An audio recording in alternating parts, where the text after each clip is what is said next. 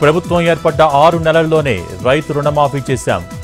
ఇందిరమ్మ రాజ్యంలో వ్యవసాయం పండగని నిరూపించామన్న సీఎం. 2 లక్షలు రుణమాఫీ చేస్తామని చెప్పి చేసి చూపించామని రేవంత్ రెడ్డి కామెంట్.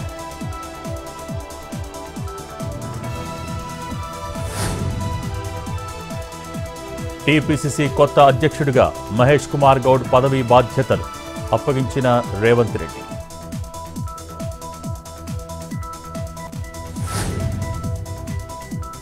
విజయవాడ వరద ప్రాంతాల్లో పర్యటించిన మంత్రి నారాయణ.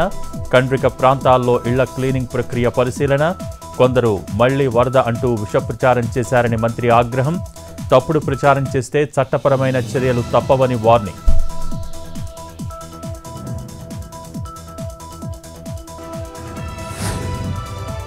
విశాఖ సముద్రంలో వేటకు వెళ్లిన ఫిషింగ్ బోటు దగ్ధం. ఇంజిన్లో మంటలు చెలరేగడంతో పూర్తిగా కాలిపోయిన బోటు.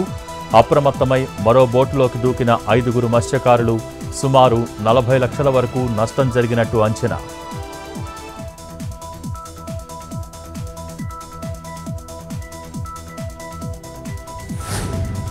విజయవాడలో బోట్ల తొలగింపునకు రెడీ అవుతున్న ప్రత్యేక విధానం.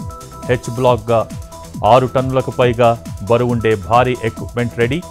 బోట్లను బయటకు తీసేందుకు చివరి ప్రయత్నం.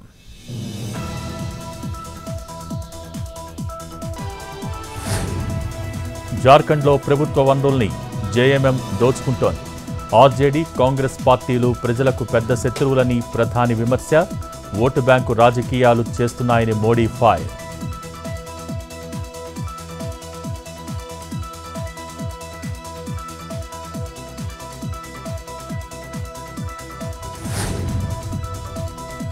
హర్యానాలో జోరెత్తిన ఎన్నికల ప్రచారం. సికిందర్పూర్లో ఇంటింటికి కాంగ్రెస్ అభ్యర్థి.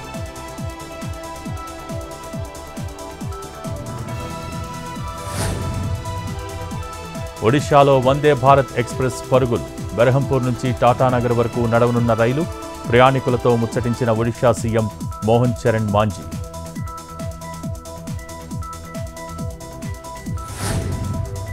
కోల్కతాలో కొనసాగుతున్న జూనియర్ డాక్టర్ల ఆందోళన.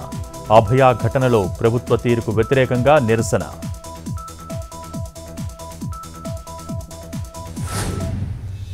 ఖైరతాబాద్ మహాగణపతి దగ్గర కిక్కిరిసిన భక్తజనం. చివరి రోజు దర్శనం కోసం ఎగబడుతున్న భక్తులు. గతంలో ఎన్నడూ లేనంతగా బడా గణపతికి తాకిడి. భారీగా భక్తులు పెరగడంతో చేతులెత్తేసిన అధికారులు.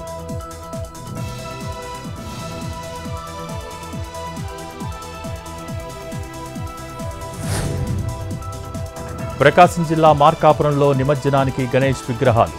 గణపయ్యను ఊరేగింపుగా తరలిస్తున్న భక్తులు. ఊరేగింపులో మహిళల నృత్యాలు, కోలాటం.